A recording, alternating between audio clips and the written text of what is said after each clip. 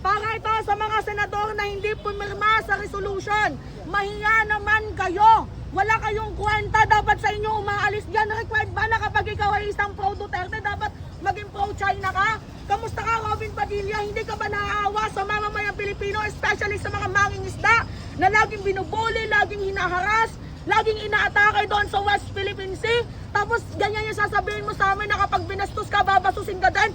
Sino ba yung una ng bastos? Nakikita mo ba, Senator Robin Hood Padilla, kung gaano kami nakikipaglaban para sa inang bayan? Tapos ganun lang yung sasabihin mo sa amin na kapag binastos ka, babasusin ka? Hindi ba't ikaw yung mas bastos? Dahil dapat sarili mong bayan, kinakampihan mo, kinakatigan mo. Pero ano yung ginagawa mo? Ano akong tanong sa'yo, boss? Total, nandito lang din naman tayo, no? Pare-pares tayo ng pinaglalaban. Ano yung masasabi mo sa mga propaganda nila na kapag tayo ay pumalag sa China, ay gagarahin daw tayo? Yan po ay malaking kalokohan, no? Dahil una sa lahat, ang mga Chino, may mga business din silang legit dito. Nakikinabang din sila sa ating bansa. May mga businessman na Chinese. Yan po ay panakot lamang o propaganda para mas kumonte ang mga lalaban para sa West Philippine Sea. Kasi habang tumatagal, Mima, dumarami ang namumulat ang isipan patungkol dito sa West Philippine Sea. Lalong-lalo na ang ating mga kabataan at malapit na itong isama sa kanilang curriculum. Yan po ang kinakatakot ng mga pro-China narratives na mas dumami pa ang maninindigan sa West Philippine Sea. Kaya itong ginagawa nila, ito yung tinatawag na fear-mongering. At takutin nila tayo sa usaping gera. Hindi po magagawa ng China yan kasi mga kalaban din po nila mga ibang malalaking bansa na sumusuporta po sa Pilipinas. Di ba nandyan din yung Japan ka? Yes, oo. Kumbaga, mas malala pa ka sa Indonesia, di ba? Oo, mas marami silang palaisipan para gawin nila yan. Kasi kung gagawin nila ito, maapektuhan din yung ekonomiya nila. Lalo na yung ekonomiya nila na dito nang gagaling sa Pilipinas. Kasi isa tayo sa mga consumers din ng kanilang mga produkto. Halos buong mundo gumagamit ng kanilang mga produkto. At hindi tama na isali yun. Kasi we are not against China naman eh. Hindi tayo anti-China.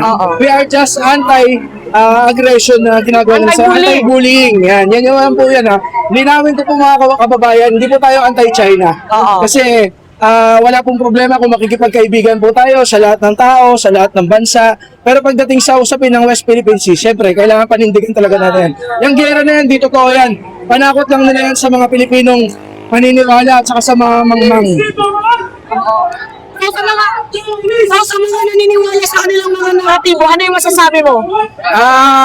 Yung mga naniniwala, natatakot, mas maganda po na kayo po ay makinig dun sa mga sa mga katulad namin na nagsasalita against dyan. Makinig din po tayo sa mga leader natin na mga nagpapaliwanag patungkol sa ating karapatan. Huwag po tayo basta-basta maniniwala dun sa mga nagpapakalat ng mga naratibo na pumapabor sa China. Kasi sa totoo lang, kung iisipin nyo mabuti, wala pong mabuting maidudulot kung hindi po mapapasa atin ang West Philippine Sea. Kaya doon pa lang common sense na lang po.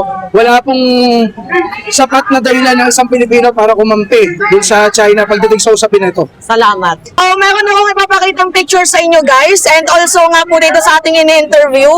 Ngayon, ikaw ano ang masasabi mo sa mga taong to na nanood ng Gilas tapos nagsuot ng atin ng West Philippine Sea pero nakikita natin sa resolution hindi sila pumirma. Nasaan ang Gilas nyo? Yan ang una ko sasabihin, di ba? Nanood pa kayo ng Gilas, nagsuot pa kayo ng ng gamit na sumusuporta sa ating di ba?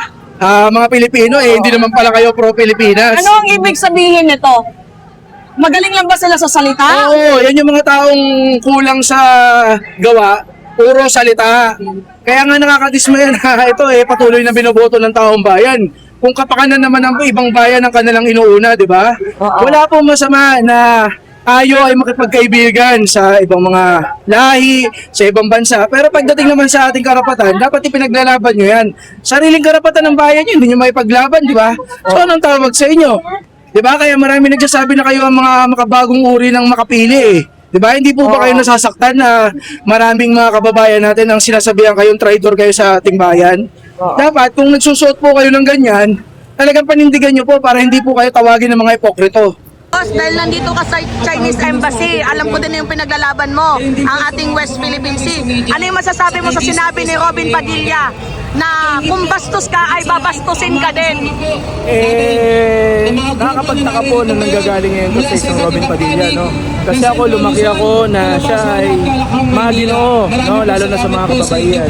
Pero hindi po natin alam, baka nahuhubog na siya sa maling paniniwala. Hindi po ganun yun eh. Tsaka, para po ba sa kanya ang pakikipaglaban para sa ating teritoryo o sa ating karapatan ay pambabastos? Kung para sa kanya ay pambabastos to, siguro... Yung ginawa daw kasi ni Jay Tariela, malaking pambabastos daw yun, kaya parang gumaganti lang daw po ang China. Sabihin na natin na nabastusan ng China. Dahil sa caricature, di ba, yung sa mukha ni si Jinping. Pero ang tinitingnan lang po natin ay yung opinion ng mga nambubuli sa atin.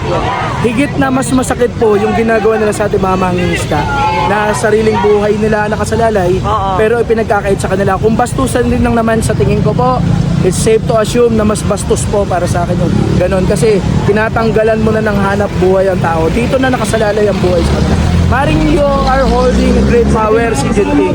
Pero sa mata ng Supreme Being, ano lang po tayo, pantay-pantay. Kaya sana, wag nyo i-exercise masyado yung pambubulikan.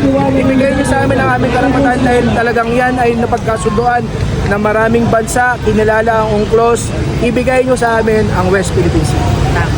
Yes, mga minamahal, nakita nyo naman no, yung video na ipinakita ko sa inyo. Actually, nandyan pa nga din yung parte na kung saan nagsuot nga. Mamaya papakita ko sa inyo yung nagsuot ako ng, natatandaan nyo dati yung mga traidor, nagsusuot ng basket, tapos nakatakip yung kanilang mga muka. Oo, para hindi makilala na sila yung nagtraidor. Pero alam naman natin sa modern age na yung mga makapili ay yung mga senador, yung siyam na senador na kung saan mga minamahal, abay parang pinagkanuno ito nga pong bansang Pilipinas. So, pumunta po ako sa rally, hindi po para magpasikat or para magpapansin, magpa-Emmy. Pumunta po tayo doon para ipakita yung boses natin na kahit gaano man kaliit ang bansang Pilipinas, tayo po ay merong karapatan at hindi po tayo pwedeng babuyin ng kahit na sino man. So, yung aim ng ating rally doon is ipaglaban ang ating inambayan. In general, mga minamahal, yung ating karagatan tungkol nga po doon sa West Philippine Sea at yung ginagawa nilang pambababoy dito sa atin. So, mga minamahal, i-play ko din sa inyo yung video na kung saan ako po ay nanggagalaitin na sa galit.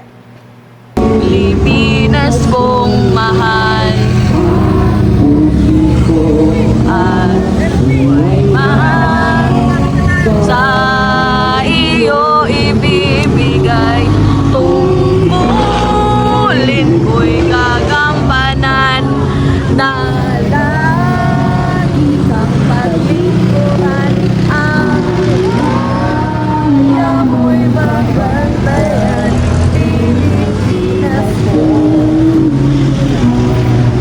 ang West Philippine Sea.